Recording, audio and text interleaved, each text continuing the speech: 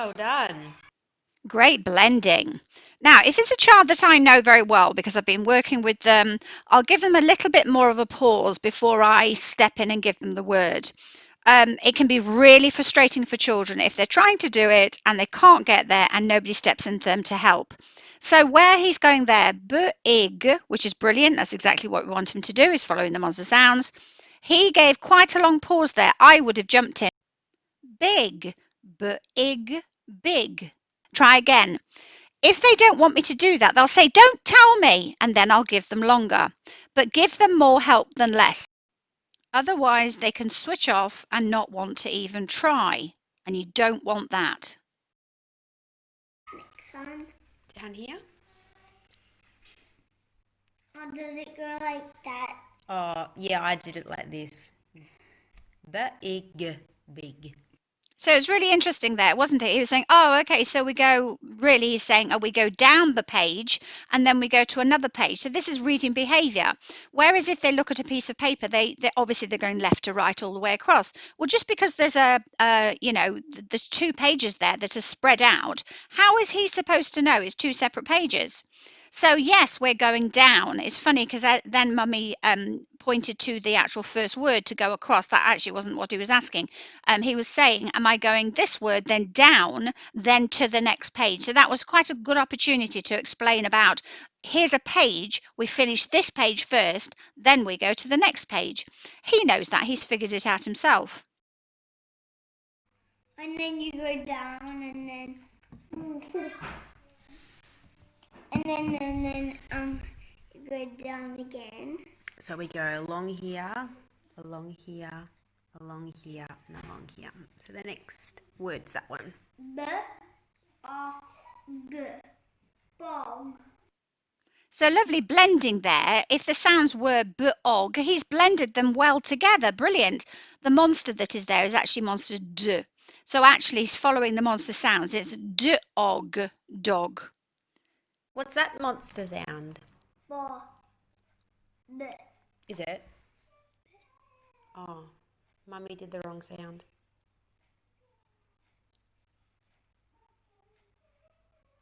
Do you need the? Yeah. No, that is the. Oh, cool. So he's self-corrected, which is brilliant. He looked at it and went b-og, bog, and now he's looking at it, he's realised, actually, no, it's not, it's monster d. So he's self-correcting. And actually just there, I think has just demonstrated the highest level of phonemic awareness, which is manipulation. So it's substitution, etc. But it's manipulation. So it's changing one sound to another. So if you changed, the word dog into bog, what have you changed, etc. And that process is what he's just gone through in his head independently. So that was brilliant. I'm not really sure if it is bog or dog. Sorry, Dr. Zeus. But the sounds there are d-og dog. So if it's supposed to be d-og dog, that's brilliant. And he's self-corrected because he knows the monsters. So either way, it's a win. Brilliant. Dog. Brilliant. Well done.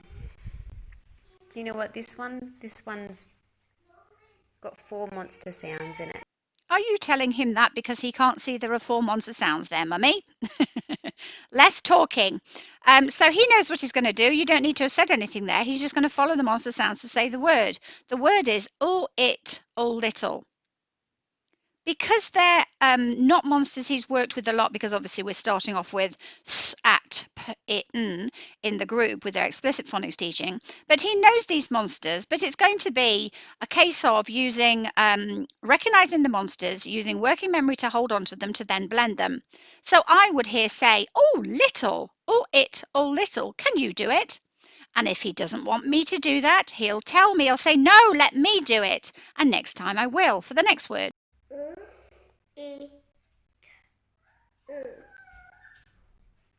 So that's actually pretty remarkable that after 4 weeks he knows these monsters, all, it, all. Now he's just got to blend them. So the first part he's done brilliantly. So yes, all, it, all, little. Tell him the word. I've actually watched ahead, and what he's going to do now is get frustrated. So all you should need to have done now was give him the word that sounds the word, or jumped in as soon as you could see he didn't get it. Look. That's all right. Maybe, do you think duck hands will make it a little ooh, e? Or do you want me to do it with you or not? No. Okay. E. So he was already starting to think, right, I'm going to use my duck hands. He's using his duck hands. Mummy says, do you want me to help? Don't ask if he wants you to help, because and actually just watch, because he was doing it. He was doing it brilliantly. All he's going to need help with is the actual word, the blended word. So he's really independent, and that's brilliant. He actually doesn't want you to get involved, but I would just still, at this, I'll show you when I would say the word little. I can't say it. It's too hard. It is, isn't it? Little. want me to do All it? it, all little. Okay. Ooh, e, t, ooh, little. Little. Ah, that's what Does that it make is. sense? I think so. I think you did really well. Hey. But he didn't think he could do that And word. Do you know what this one That's says? why he doesn't want to do it again. Okay. And he's going to be a bit of a perfectionist. He's going to be a high achiever. And so I would do less talking, because let him get on, because anytime you step in and do it for him, he's going to think, I can't do it. There, when he's done all it all, I'd have just said little, all it, all little. And he'll just listen. He won't think that I've, whatever, and he'll get on. And then I'll say, right, you go. And then he'll do it on his own, and he'll feel that sense of accomplishment. So it's going to be a balancing act here, because he is going to be, a high achiever. He's going to be a perfectionist. He's going to want to do it on his own, but sometimes he's going to need help. But don't ask him if he wants help, because if you ask him that and he says yes, he's accepted help. I wouldn't do that. I would just give the help.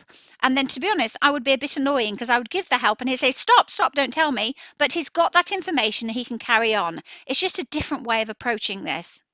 And I don't want to be stereotypical, but it's like saying to your husband or whatever, do you want directions, love? They'll say no, because just if you've asked them if they want your help and they say yes, they've accepted your help, and it's an ego thing, and it starts very, very young. So don't ask if they want help, just give the help, and then let them get annoyed with you if it's too much help and it's a balancing act. Just get in there, little, all it, all little, less talk, and just really understand how these children work.